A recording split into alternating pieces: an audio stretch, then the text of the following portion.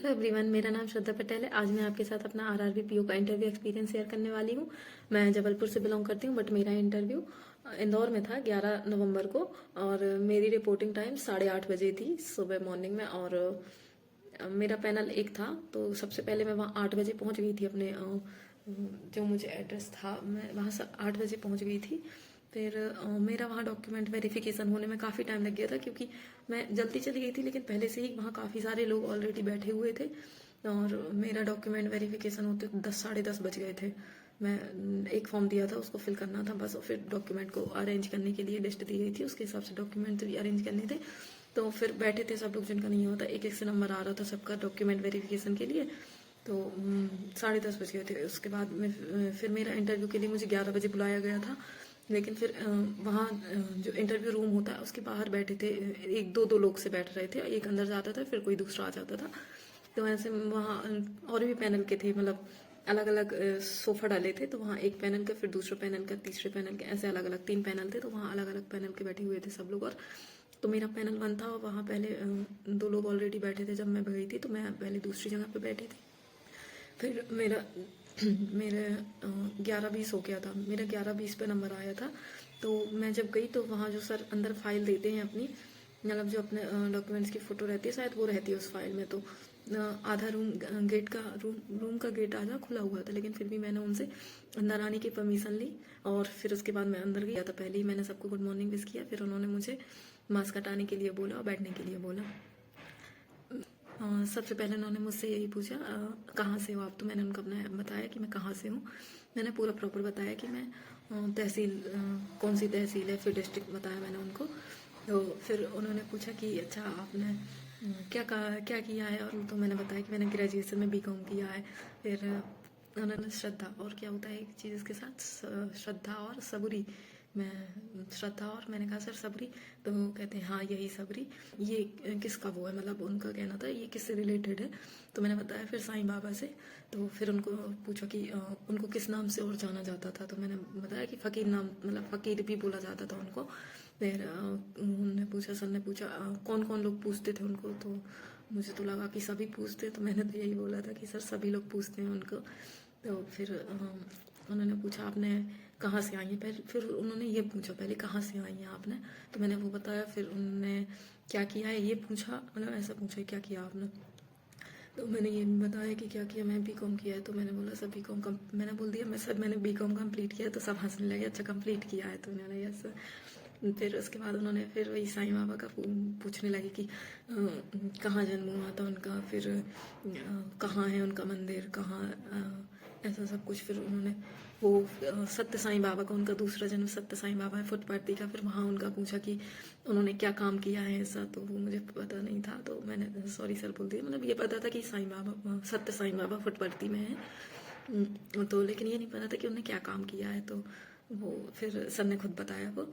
और उसके बाद उन्होंने उनके तीसरे जन्म का भी पूछा। तो बल्कि वहाँ पर वो मुझे थोड़ा कंफ्यूज करने की कोशिश कर रहे थे कि नहीं उनकी फ़ोटो भी आ चुकी है, और मतलब कि उनका जन्म हो चुका है, वो ऐसा बोल रहे थे। तो लेकिन मुझे जहाँ तक पता कि अभी उनका जन्म नहीं हुआ है। एक सर थे जो साइड में थे, उन्होंने बोला कि नहीं अभी उनका जन्म नहीं हुआ है, लेकिन वो बता के गए कि कहाँ होगा। फिर इतना हुआ। फिर जो सर अभी सत्य साईं बाबा का पूछ रहे थे, उन्हीं ने पूछा मुझसे कि बैलेंस शीट का कुछ पूछा उनने मुझसे। फिर उसके बाद हाँ, मतलब 11th-12th का अगर बीकॉम से हो तो आप तो पढ़ के ही जाना भाई अच्छे से। बीकॉम किया है, कॉमर्स बैकग्राउंड है, तो अच्छे से पढ़ लेना, क्योंकि वो एकदम डीप में जाके पूछते हैं। ऐसा नहीं है, मतलब मैंने थोड़ा डीप में नहीं पढ़ा था, मुझे लगा कि हाँ हो सकता है कि, तो कुछ क्वेश्चन में से थोड़ा ऐसा डाउट में था कि मतलब मैं सही बोल रही हूँ कि नहीं बोल रही हूँ। लेकिन आप लोग डीप में पढ़ लेना अच्छे से। उन्हें दूसरे सर ने फिर पूछा, मतलब नहीं, फिर उन्हीं सर ने पूछा था अभी। और फिर पापा जी का पूछा था उन्होंने कि क्या करते हैं आपके फादर। तो मैंने बताया था मेरे पापा फार्मर हैं। तो इससे तो क्वेश्चन बन नहीं थे और ज़्यादा। तो फिर उन्होंने पूछा कि अभी क्या चल रहा है खेती में, कौन सी फसल चल रही। तो मैंने उनको अभी का बताया। फिर रबी क्रॉप का बताया, मतलब रबी का पूछा उन्होंने कि इसके बाद क्या होने वाला। फिर मैंने उनको वो भी बताया। फिर दूसरे सर थे, उन्होंने बोला कि अच्छा आप गेहूं का पूरा प्रोसेस बताइए स्टार्टिंग से लेके क्या होता है। तो मैंने वो बताया। लेकिन यहाँ सर ने एक क्वेश्चन पूछा कि गेहूं में पानी कितने दिन में डलता है। तो मुझे इसके बारे में नहीं पता था, तो मैंने शायद इसमें गलत जवाब दे दिया। बस मेरे को वही लग रहा है कि मेरे को अंदाजे से नहीं बताना चाहिए था, लेकिन बस मेरे को यही लग रहा है कि मेरे को वहाँ गलत नहीं बोलना चाहिए था। फिर उसके बाद बस यही पूछा। फिर उन्होंने एग्रीकल्चर मैकेनिज्म पूछा और क्या क्या मशीनरी यूज़ होती हैं, मतलब क्या क्या किस किस चीज़ के लिए लोन दिया जाता है फार्मर्स को, मतलब किस किस चीज़ के लिए फार्मिंग में लोन दिया जाता है, ये पूछा। मशीनरीज थी मतलब मेनली वो, कि क्या क्या मशीनरी होती है, तो मैंने उनको बता दिया सब जो होता है। फिर उसके बाद मैम को ट्रांसफ़र किया गया कि मैम पूछे, तो एक मैम थी, उनने मुझसे सेल्फ हेल्प ग्रुप पूछा, तो उन्होंने उसमें सेल्फ हेल्प ग्रुप में मैक्सिमम मेंबर लिमिट पूछी, तो वो बताया मैंने। फिर शायद मैं ज़्यादा अच्छे से डिटेल में लास्ट में थोड़ा सा नहीं बता पाई थी, तो मैम ने उसको और क्लियरिटी से फिर बताया। तो फिर जो मेन सर थे जिन्होंने स्टार्टिंग की थी, उन्हीं सर ने फिर से मुझसे अकाउंट का पूछा। 12th में अकाउंट में रेशियो था, चैप्टर था रेशियो, उसका क्विक एसिड मतलब जो एक एसिड टेस्ट रेशियो होता है उसका फॉर्मूला पूछा था, तो वो मैंने पहले गलत बता दिया था। फिर सर ने बोला कि नहीं ये तो नहीं होता है, कुछ और होता है, तो लेकिन उसमें डिवीज़न होता है। तो मैंने कहा हाँ सर कुछ डिवीज़न होता है, बट मुझे अभी याद नहीं आ रहा, मैं ज़रूर पढ़ूंगी इसके बारे में। तो उन्होंने बोला ठीक है। फिर दूसरे सर ने पूछा ट्रैक्टर्स की कंपनियाँ पूछी, किस किस कंपनी के ट्रैक्टर आते हैं, तो मुझे जो 3-4 मतलब याद आ रहे थे उस टाइम पे वो बताया मैंने।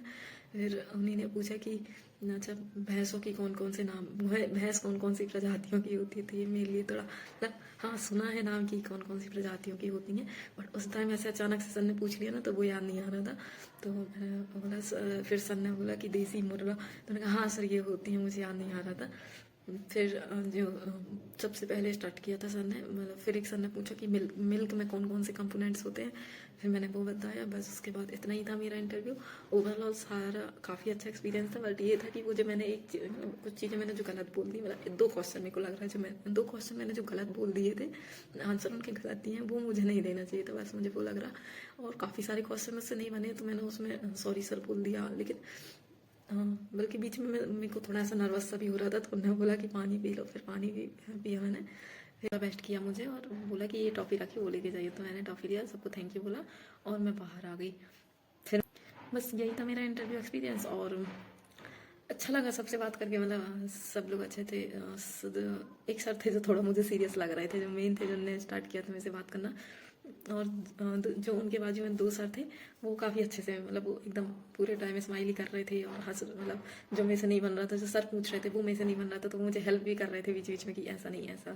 फिर और मैम ने कुछ नहीं बोला ज़्यादा, सिर्फ मैम ने वो सेल्फ हेल्प ग्रुप पे ही पूछा था, और मैम ने कुछ नहीं पूछा है बस, लेकिन मैम ने भी बाद में और अच्छे से मुझे बताया सेल्फ हेल्प ग्रुप का।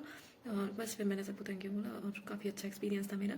तो बात यह है कि अगर इंटरव्यू है तो ऐसा डरना नहीं है। मुझे भी बीच में थोड़ी नर्वसनेस हुई थी, तो उसने बोला कि पहले पानी पी लो आप, रिलैक्स हो जाओ फिर बताओ, तो मुझे भी हुआ था वो, तो क्या ठीक है नॉर्मल है ये तो सबके साथ। लेकिन और बाकी वो ऐसा ही बात थी, मतलब जैसे अपन किसी बड़ों के साथ अपने डिस्कशन करते हैं ना, उसी टाइप का था, ऐसा कुछ एकदम स्ट्रेस वाली बात नहीं थी ना। और मेरे से मुझसे बैंकिंग के एक भी क्वेश्चन नहीं पूछा गया। सिर्फ मेरा पूरा एग्रीकल्चर बैकग्राउंड है मेरे फैमिली का, तो मेरे पापा फार्मर है, तो पूरा एग्रीकल्चर से रिलेटेड, और मेरे 11th-12th में मैंने कॉमर्स लिया था, तो पूरा उसी से रिलेटेड था।